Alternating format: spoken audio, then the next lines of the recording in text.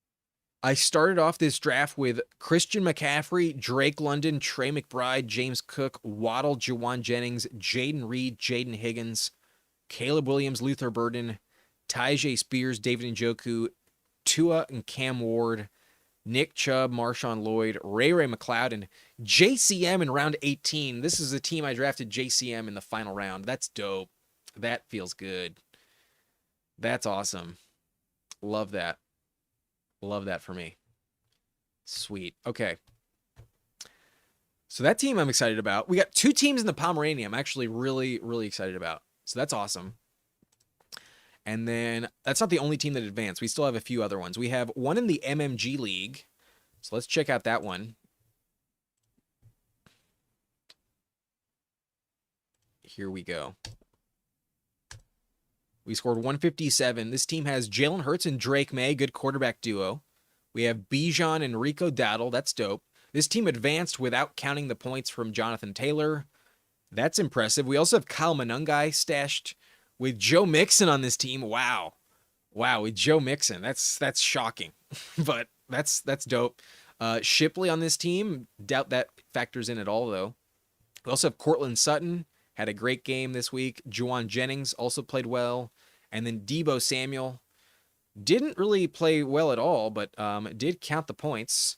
And then we also have Darnell Mooney, Jalen McMillan, Demario Douglas, Rashad Bateman, and Torrey Horton. So not the best receiving core, but running back is pretty dope, and that could carry us all together. What's the tight end looking like? We got Trey McBride and Dallas Goedert. Okay, that's why this team advanced.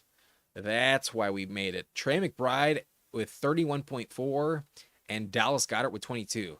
That's going to be a good combo. If we can have that carry us the whole way, if the Jalen Hurts Goddard stack pays off, if Goddard's my flex play every week, that's going to be pretty clutch because McBride's going to be awesome. I like this team as well. This team is interesting, but receiver's tough. Receiver is risky.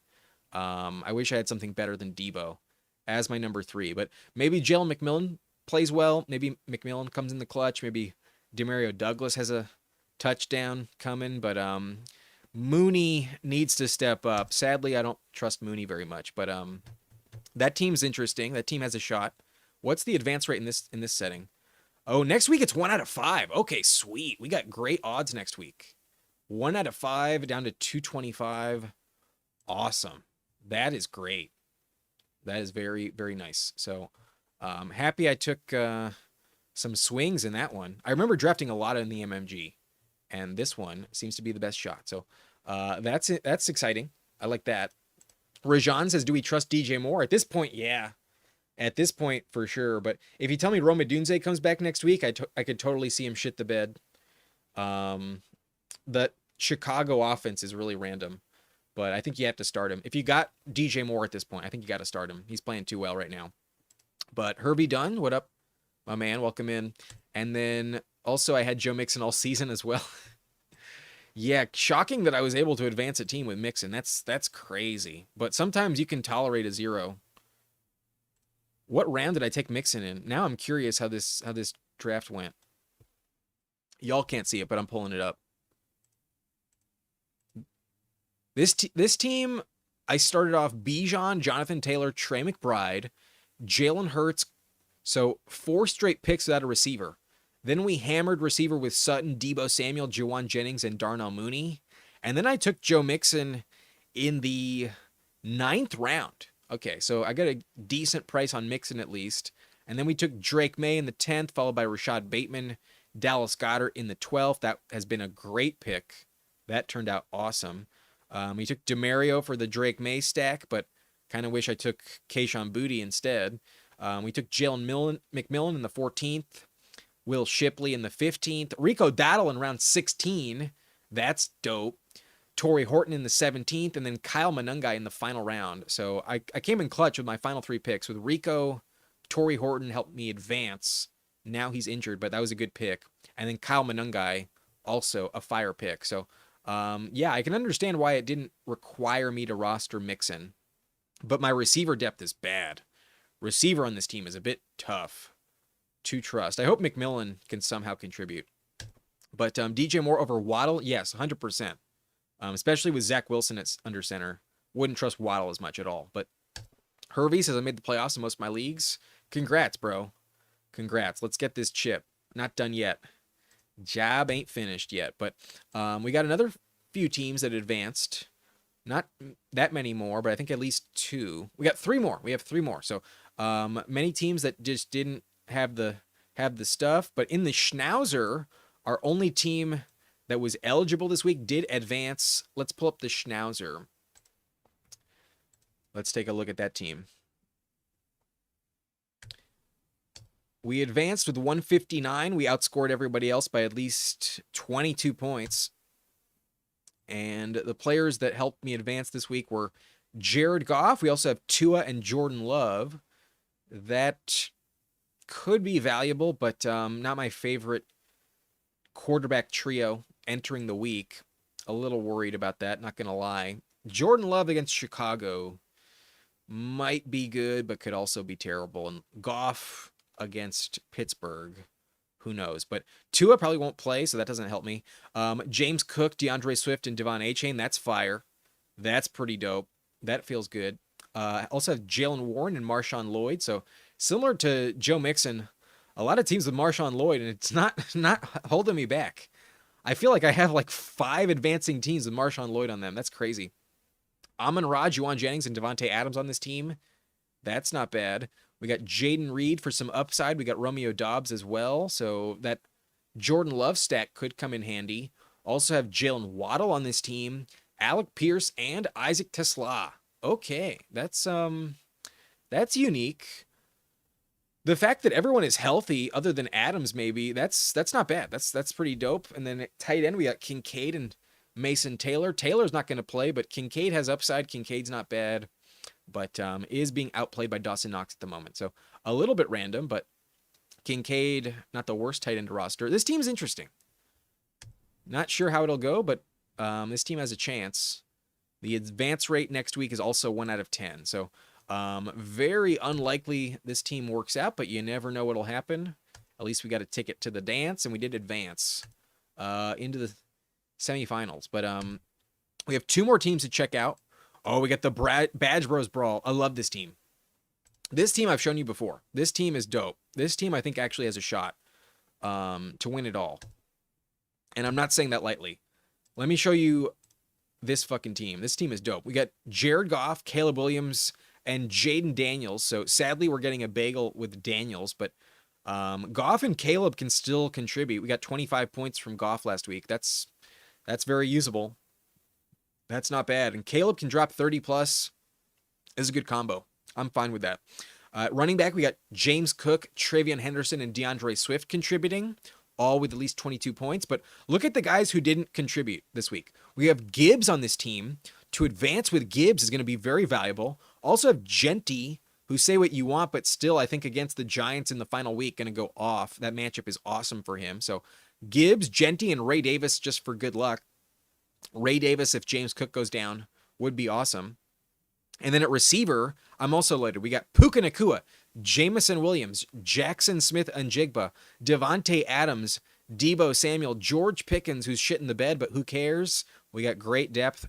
And then Roma Dunze for that Caleb Williams stack. At tight end, I got George Kittle and Colston Loveland. This was one of my best teams I've drafted. It is a 6-person league, so that's why it's so loaded.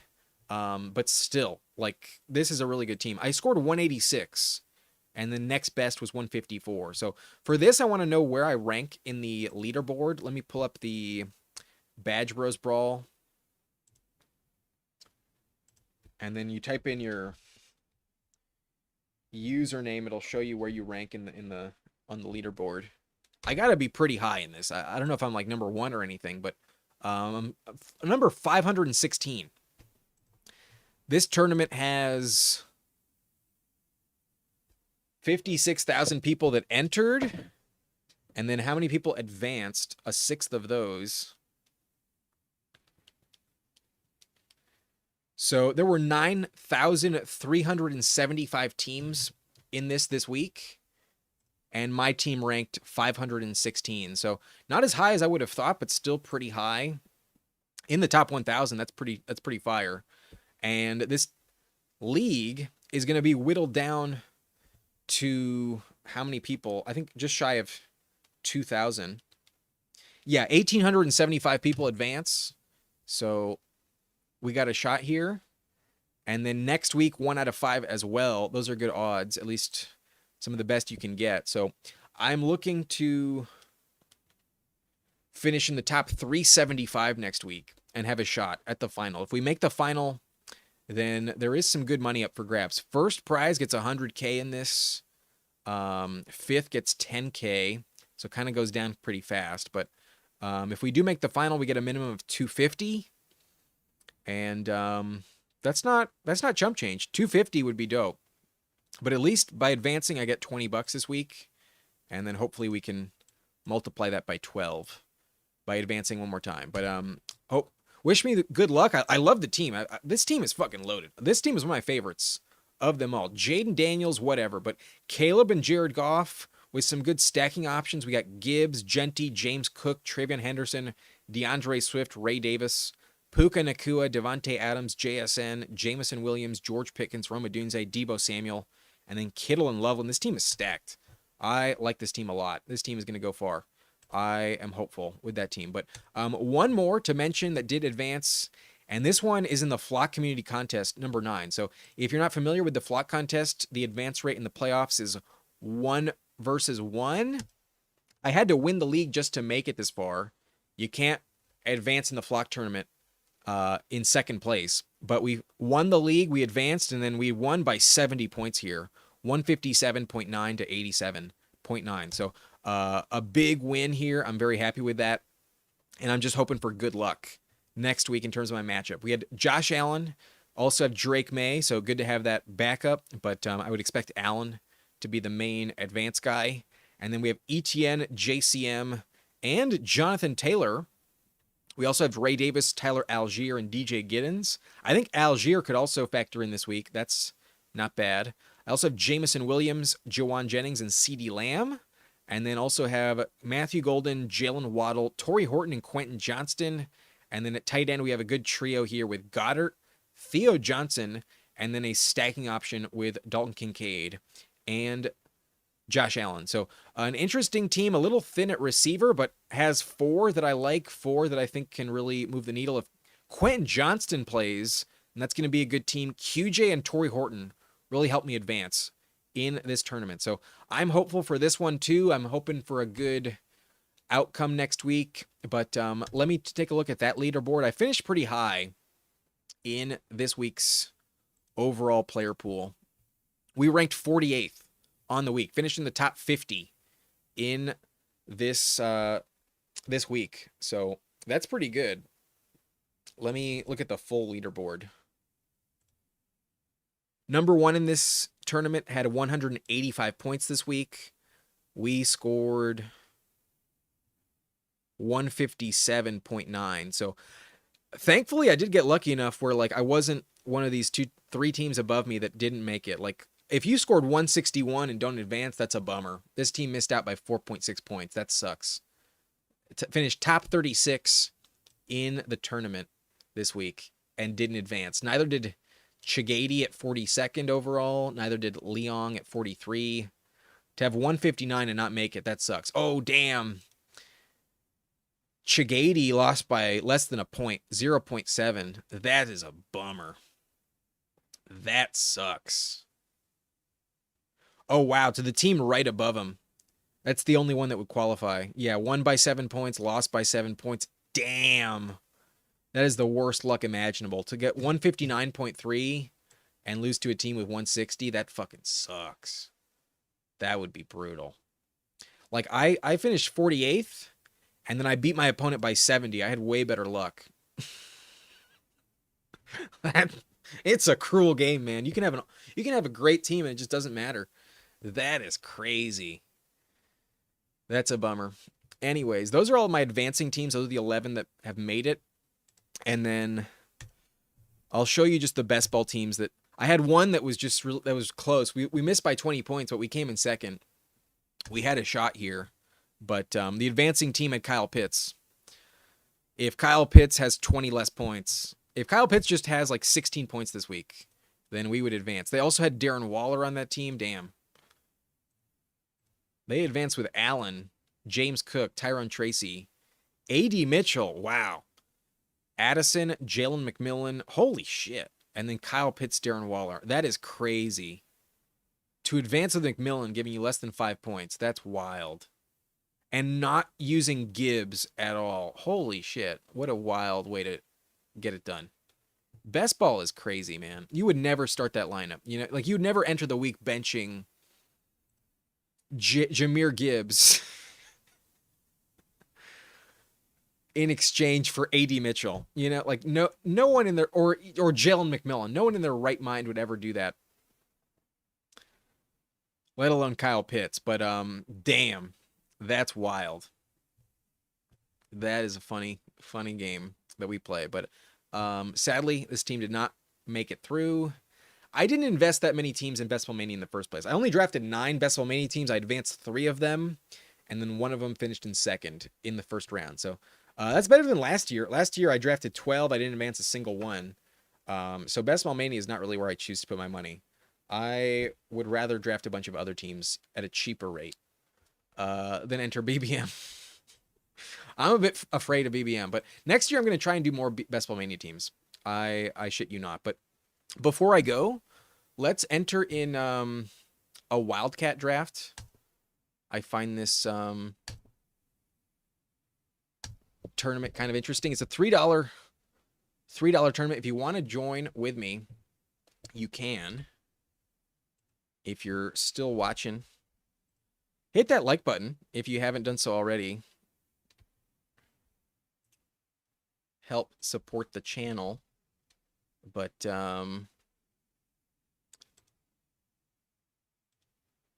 they changed all of the like settings on the live stream on YouTube. Like when you set it up, it looks much different now. It's a much different layout. And it is hard to track like just even how many people are watching at the moment, let alone how many likes or whatever. It's weird, but I'm slowly figuring it out. I don't like change. I didn't like that they changed it, but if you want to hop in, we are in the 6-person Wildcat 3-person draft, and I'll just do one of these and then I'll say goodbye. But just a quick look ahead to next week, maybe try and get some good values on ADP. But also, this early in the game, you're kind of also contributing very heavily to the ADP. Your picks today have more weight on ADP influence than picks that are made like a few days from now. Just because there's more reference data later on. But a reminder, if you are interested, let me remind you of the deal we got going on. If you're a new customer, if you've never played Underdog, you can sign up using promo code BLUNT. And once you play your first $5, you'll get $75 in bonus funds using promo code BLUNT. So only available for new customers. If you already have an account with Underdog, sadly, you cannot capitalize on this deal. But if you're interested, it's a very fun website. Great for me when my teams are eliminated in my redraft leagues, because now my only hope entering this week, the only entertainment I have is to root for my best ball teams. And I am happy to have them. So promo code BLUNT gets you $75 in bonus funds on sign up. Once you play your first $5. Good luck with that. But it's very fun. It's a good deal. This lobby is full. We pulled the 102, and that's a great pick. I'm really hopeful that the team ahead of us goes Achane. I think Gibbs is the play here. If Gibbs is there, I'm definitely taking him. And that's what the ADP would suggest. So I'm hopeful. I'd feel great about Gibbs this week against the Steelers. But before we start, for good luck, let's take a rip from the pipe. If you got anything to smoke, join me if you would like. Go ahead.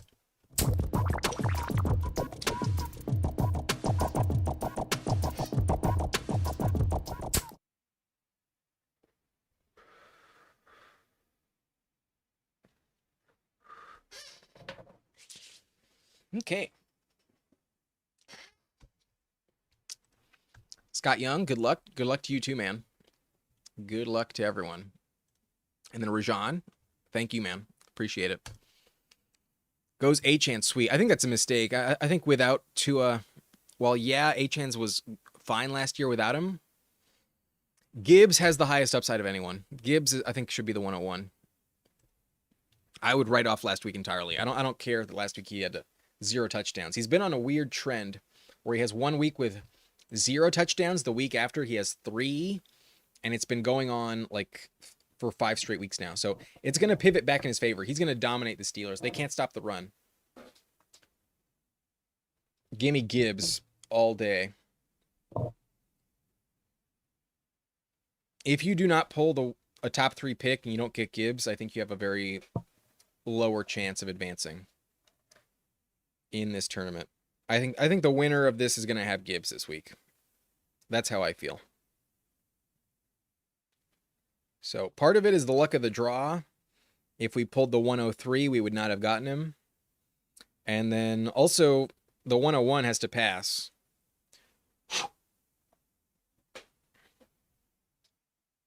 But I'm happy with that. Coming back around. Allen off the board. I think I'm going to go with JMO. Oh, no, James Cook is there? Let's take James Cook. Give me James Cook. 100%. Give me James Cook. Wow. Fell to the 11th overall pick. This is awesome.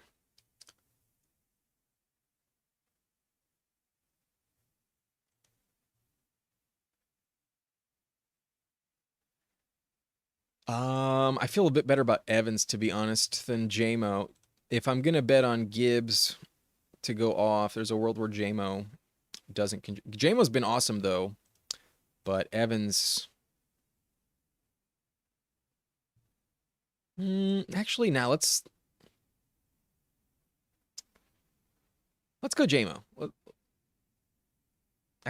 Fuck. Yeah. That one's a close call, but we have a Detroit Lion already. Let's go JMO. Evans goes immediately after. Very legit. Hervey says we just shut down Achane last night. We ain't worried about Gibbs. You should be. You should be, bro.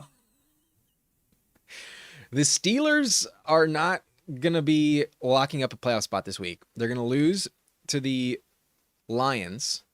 And then, honestly, I think they're going to lose to the Browns. Like, watch them be in dire straits, and it's a playoff game, Week 18, against the Ravens.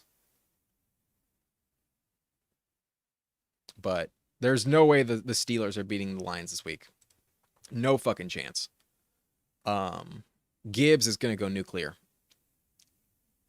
But I love your confidence, man. Love the confidence. Just playful back and forth. Hervey also says smoke weed every day. Good luck. Appreciate you, man. Nothing but good vibes. Nothing but good vibes. Jonathan Santiago, Tracy over Sutton. Tyrone Tracy against the Vikings or Cortland Sutton against the Jags? I think I'm going to go Cortland Sutton. I think so. But, oh, wow, London might play. I think I'm going to take London here.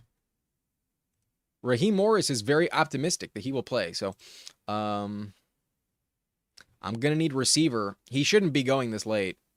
Really shouldn't. I think that's what I'm going to do. Yeah, let's do that. If he's active, he's more valuable than this. If he plays, he should be going where like Amon-Ra and Michael Wilson are going, 2 rounds higher. But this guy goes Brissett. Don't hate that pick at all. Then ETN. I'm going to take Harold Fannin, I think. Fannin just had 14 targets. The week before that, 11, had 8 for 114 and a touchdown. Fannin, I think, is super valuable. Too much volume to fade. Let's go Fannin. And now we have an option to go with Kirk Cousins. We can also go with Jared Goff. That'd be a double stack with Gibbs and JMO. That's not bad. And then there's other quarterback options as well. Ideally, Goff circles back. I think he will. I think everyone else has drafted a quarterback. Yeah, quarterback. Yeah, everyone has a quarterback. So we're going with Goff on this team. Hervey, I think we lose to the Lions. You definitely lose to the Lions, man. The Lions are so desperate for wins. They're playing at home. They don't lose 2 in a row. Lions will win this week. But we definitely beat the Clowns. You should. But will you? Last year you lost to Jameis Winston. Anything is possible, bro. Anything is possible. But you should win, absolutely. And we win that division that day because Ratbirds will lose to the Pats and Packers next 2 weeks. I don't know about that. I think the Ravens beat the Patriots this week. But let's take Goff. Let's take our quarterback. Anything's possible, but you should win the division. You should. But will it happen? I don't know, man. I don't know. What I do feel confident in saying is that the NFL is probably going to try to set it up where the week 18 game is a win and you're in for the division. I would imagine you get a Sunday night football game, Ravens at the Steelers for the division. And odds are one of the games these next 2 weeks is a loss. More likely than not. But no background coming in with the super chat. Well, thank you very much, my friend. That's very kind of you. Complicated question. Wide receiver 2 to start out of these this week. So you need 2 receivers. Rashee Rice, Chris Olave, Mike Evans, and Tet McMillan. Love and appreciate your videos. I don't know if you heard that burp, but I appreciate you too, bro. We're going Evans 100%. Evans, Baker's going to give him a shot to crack 1,000. Like, not that it's going to happen, but he's going to give him a chance. He's going to send as many targets to Evans' direction as possible. So I think we're going Evans. Of the 4, I trust Evans the most. And then you have Olave in an awesome matchup against the Bucks. Actually, no, that's against the Jets. Excuse me. So Olave is really interesting. Rashee Rice with Gardner Minshew scares the shit out of me. I don't trust Minshew at all. That team, I think, is going to give up and quit, bro. I don't think I'm trusting Rashee this week. So now it just comes down to Tet versus Olave for me. Tet gets the Tampa Bay Buccaneers. That's a great matchup. Chris Olave gets the Jets. That's a good matchup. Meanwhile, what's his face? Devon Vele, the backup receiver to Olave, is banged up. Meanwhile, Jalen Coker is popping off. So that's close. I think I am leaning, though, with Olave. Let's take a quick peek at last week's production. But 100% I'm starting Mike Evans. I think Evans needs to be in your lineup. Evans, I would not rank as the 3rd receiver on that list. So last week, Devon Vele has a shoulder injury, believed to have avoided a major injury, but is considered week to week. That means he's probably not going to play. So that just increases Olave's workload. And Olave last week had 9 targets, 6 catches, 85 yards, and a touchdown. 20 points in full PPR. Less than that in half PPR. I think Olave is probably the safer play because if we go to Tet, last week wasn't as encouraging. Tet had 4 targets, 2 catches, 25 yards. Last 2 games, he's maxed out at 2 catches, but touchdowns have hit. Kind of saved you. However, the reason I'm not dying to trust Tet right now as much is because Jalen Coker is starting to come alive. Coker had more targets last week, 4 catches, 4 receptions, 60 yards, and a touchdown. Also had 6 catches the week before that, 4 catches, 74 yards, and a touchdown. So he's been actually better than Tet last 2 games. Meanwhile, Olave has no competition, and Olave, it's a good matchup as well. I think the answer is Olave and Mike Evans. Because, just a reminder on Evans' stats. Mike Evans, in his first game back, had 12 targets, 6 catches, 132 yards. 22 yards per reception. Mike Evans is going to crush. Mike Evans is the play. Absolutely. Go with Mike Evans. And then Olave I would start as the second. But $20, thank you very much, man. That is very kind of you. Appreciate it. Class of 9710. I didn't know you literally meant blunt. That's cool that you smoke. I'm watching even more now. Cheers, bro. Cheers, man, for that. Let's hit the pipe again. Let me pack some more, and then you know what? We'll do one last one. We'll do one last Wildcat. We'll do one more draft, and we'll mix it up. Let's have a different team on this one. But let me get back into the Wildcat and pack the pipe. So while I'm doing that, here's a reminder of how that draft went. You can see not just my team out of the 102, but other people's teams. Like the team in the 101 went with Achane, Michael Wilson, Kyle Pitts, and Jacoby Brissett. I like the correlation there that Arizona and Atlanta game should have some high upside. So that's not bad at all. But personally, I would definitely go Gibbs over Achane. And then they also take Travis Etienne. Etienne's on fire right now, but the Broncos defense is tough. I could see Etienne kind of not work out just because of the matchup. I understand why Etienne went this late, though. But in terms of value, definitely a good pick. They also took Troy Franklin in the same game. Not a bad selection at all. Team 3 started off with Bijan, Amon-Ra St. Brown. That worked out last week. Also have as Evans and Darren Waller. That's a good combo. With Baker Mayfield and Kenny Gainwell. Okay, I don't love the final pick as much. Gainwell against the Lions scares me a little bit, but could definitely contribute. I wouldn't dismiss him entirely, but not sure Kenny G is my like preferred 6th round pick. Team 4 is interesting. They went McBride, Josh Allen, always an elite combo, the number 1 at both positions. But then Chase Brown going to play at Miami. An okay matchup, not a terrible one, but not an amazing one. I just kind of feel like the Bengals are so deflated right now. They look like they quit against the Ravens. They really did not look good last week. But Metcalf, I love this week against the Lions. That's a really good matchup for him. He should play well. Sutton, I think, is also a good pick. Like Sutton a lot against the Jaguars. Played lights out last week. And then Tony Pollard's on a heater. Pollard has 2 straight games of over 100 rushing yards. Pollard, not bad. I like Team 4 also. All these teams are good. When there's only 6 people in the league, like it's hard to have a bad team. And then it's also hard to get sniped too much as well. But Lucky Man 70 has Jamar Chase, Nico Collins, and George Pickens. Pickens got to scare you a little bit right now. The matchup against the Chargers is not good at all. So that would scare me. Stacked up with Dak Prescott and Jake Ferguson. So just betting on them. But the Chargers defense, I don't think is going to let the Cowboys offense play too well this week. That scares me. That Cowboys combo scares me a bit. But Hampton against Cowboys, that's maybe not my favorite pick either. But not terrible. Definitely some upside with Hampton this week. And then Team 6, all over the board, not a stack at all, so not sure what they're doing. But CeeDee Lamb, Bucky Irving, not atrocious. Herbert and Javonte, it is what it is. But passes on, no, gets sniped on Dak. Okay, I think they might have been wanting to, oh no, they went Herbert. So they didn't intend on the Dak stack at all. They go Jefferson and Bowers. Really, Jefferson right now? Yeah, I don't like Team 6 very much. I like Team 4 that has McBride and Allen.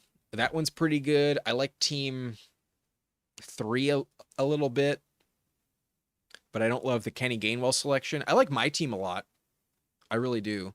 And then Team 1 is okay, but I think they should have taken Gibbs instead of Achane. That's just my personal agenda and opinion on the matter. But it's not like Achane's going to be bad. It's not like the Bengals have a good run defense. They've also kind of checked out. So that should be fine. But I just think Gibbs is better. That's my take on it this week. I am still packing the bowl. So give me another second. But I guess we can get into a lobby now. We can already hop in because sometimes they take a while to fill. But we're entering the Wildcat. If you're interested, it's a $3 tournament. 6-person draft. You have to draft a minimum of 1 quarterback, 1 running back, 2 wide receivers, 1 tight end, and then the final spot is a flex for you. You can do whatever you want there except quarterback. So with that in mind, just now that you know the rules, it's half PPR. You want to be stacking and it has every game in the afternoon and the morning. No primetime games, no Saturday games, no Monday games. We have the Bengals and Dolphins, Chargers and Cowboys, Jets and Saints, Bucks and Panthers, Vikings and Giants, Chiefs and Titans. I don't think that one's that valuable, but Bills and Cleveland, Falcons and Cardinals, Jags and Denver, Raiders and Texans, Steelers and the Lions. I'm hopping in now. Hit the button now if you want to join me. 4 spots left. Looks like we got Albie in here. Welcome in, man. Good to see you. How are you doing in week 16? Did you advance? How many teams you got? Any tournaments that you're like really excited for? Let me know you're in like I would love to hear you're in a flock tournament. Advanced in a flock tournament. That one I think is like the most winnable tournament of them all. The flock tournament should be dope. But no background. You're welcome, buddy. Thank you for being a member of the Blunt Rotation as well. Thank you very much. A reminder, if anyone wants to join the Blunt Rotation, $5 a month. I wanted to make it $4.20, but I think because it's like not a round number, like it's not 99 cents, they increased it. Oh, we get the 102 again, and we're behind Albie. Albie's going to snipe me on Gibbs. Watch. I'm not getting Gibbs on this team. Fuck. But maybe he goes A-Chain. Maybe he doesn't agree with me. You never know, but I will just put it out there. If you leave me Gibbs, I will take him. But having a different team than the first one is not a bad choice either. If you're wrong, it's better to have different teams than get stuck holding the bag and every team has Gibbs like last week. You know, if you want to draft scared and assume that last week will repeat, then yeah, Gibbs would be scary. Gibbs didn't play well last week, but I don't think it's going to happen 2 weeks ago in a row. This draft begins in 3 seconds. So this will probably be the last part of the live stream. I've been on YouTube now for like almost 2 hours. If you want those waiver wire priorities, no, Albie doesn't gift me Gibbs. Of course not. Of course not. Where are we going to go instead? I'm going to go Bijan. I know the Bengals matchup is good, but I'm worried about their offense with Zach Wilson, man. I don't know what to make of Zach Wilson and the Dolphins. That can't be better. You know what I'm saying? Albie says, no best ball mania, but I advanced in several others. Let me check to see if I advanced in Flock Tourney. No Flock Leagues active. That's a bummer. But yeah, you're taking Gibbs. Good call, man. Good pick. I think that's the move. No Gibbs for you. Pulling out the Soup Nazi reference. That's fine. That's fine. But just picked up Herbert and Evans for the playoffs this week. Evans going to be great. Herbert, good luck with that. If Harmon is back this week, it's going to be a tough game for him. Harmon. Derek Harmon of the Steelers. Yeah, he's relevant. He's definitely impactful, but they have given up an avalanche of rushing yards since like week 10. They have been insane in terms of matchups. If I got Cook there, that would have been awesome, but no, we don't get Cook. Lamb is available.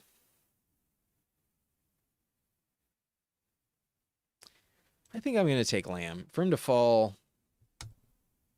a little bit, I'm not going to leave Lamb to Albie. That's a little bit too generous there. Gibbs.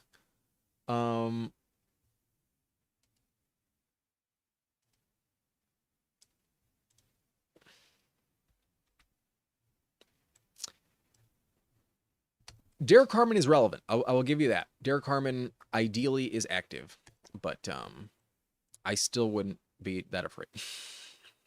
I'm just giving you shit, man. But Gibbs is the 101 for sure. Michael Wilson goes. Not a bad pick at all. We're gonna take Evans on this team. We're gonna be different. We're gonna go with Evans. Or I could go London.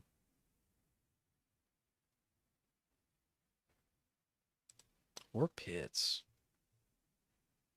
Now let's go Pitts. At least Pitts we know is going to play. Let's go with Bijan and Pitts. I might go with Cousins on this team. Oh wow. What am I doing? I'm going to take a rip from the pipe. If you got it, smoke it. If you want to join me, go ahead.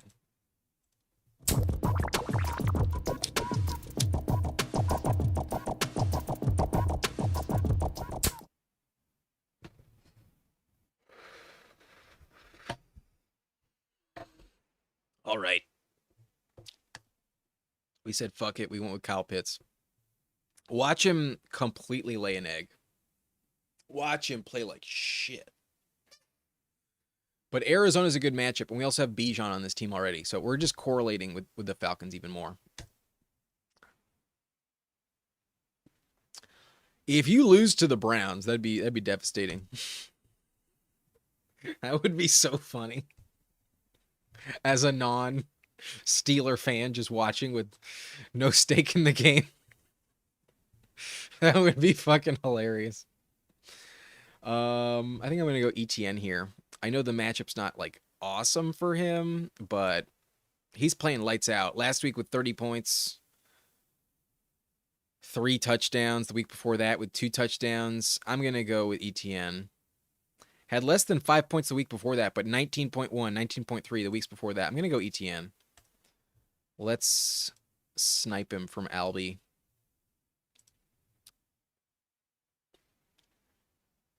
Goes Bowers. Not a bad pick at all. Dak. Need another receiver. Already have my flex spot taken care of.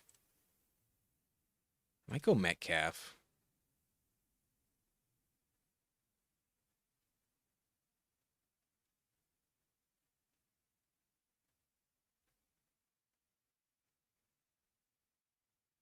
Good matchup for DK. Yeah, let's go Metcalf. Against the Lions, he looked great against the Dolphins last week. The Lions can't really stop anyone in the secondary. Metcalf gets an awesome matchup. So if London had somehow made it to me, we would have happily gone London there. But at the moment, we don't know if London's even going to play. So a little too risky to take him over Pitts. But if London does play, then Pitts is a bad selection that high. Not that he can't have value, but if you tell me London plays, I'm not going to be as excited about Kyle Pitts. But where did we go with this last pick? Dak is already taken, so the main stacking option we have is Kirk Cousins. We can also go Rodgers to stack with Metcalf. We could go Lawrence, but against Denver, that's not great. Brissett unstacked, not ideal, but could work out. Jackson Dart unstacked could be okay, but against the Vikings, nah. I might just go Cousins just to say fuck it. You know, he played well last week, had 27 points. Cardinals have no defense at all. They're hyper banged up as well. We got the stack for it. Let's say fuck it. Let's go Cousins. Definitely not an ideal path to take, but if you decide to pass on quarterback, like you might as well grab one in the 6th, and they're all kind of the same. Then it's just a matter of like, what does your team look like? We're betting on Pitts. We're betting on Bijan. They can both really contribute in the passing game. If they do, that's the path for success. That would correlate with Cousins. It at least makes sense for the team. Is it the right pick? Maybe not, but he played well last week. It's a good matchup indoors as well. I don't hate it. It's more just like for fun than like, oh, this is like a lock to work out. It's very risky, but I don't hate it at all. I see Evans and waivers. Who to drop, Manungai or Jalen Warren? I don't want to drop either, man, but you do have to pick up Evans. So against the Lions, I think Jalen Warren's a bit of a liability this week. He will play well against the Browns, though. Do we drop Manungai, though? Probably. That Packers matchup is tough. And then they get the Niners. And he is behind Swift. So, gun to my head, I'd probably drop Manungai there. But I think you can maybe drop somebody else. I wouldn't be dying to drop those running backs. But definitely for Evans, I would rather have Evans over Manungai. Arav also asking ETN, Hendo, Hampton, Harvey, London, Michael Wilson, Rice, Terry, Devontae is my remaining. You also could drop. Yeah, I guess there's nobody there. Maybe Devontae Smith, to be honest with you. That's tough. I'm not dropping Terry. I'm not dropping. I might drop Rashee Rice. Nah, I don't know if I'd do that. That's just the Chiefs hater in me talking. I think you're dropping Devontae Smith, man, because you have so many receivers already. Like, you have a lot of running backs as well. I guess you can drop Monangai. That's probably the move. He's the only backup you have.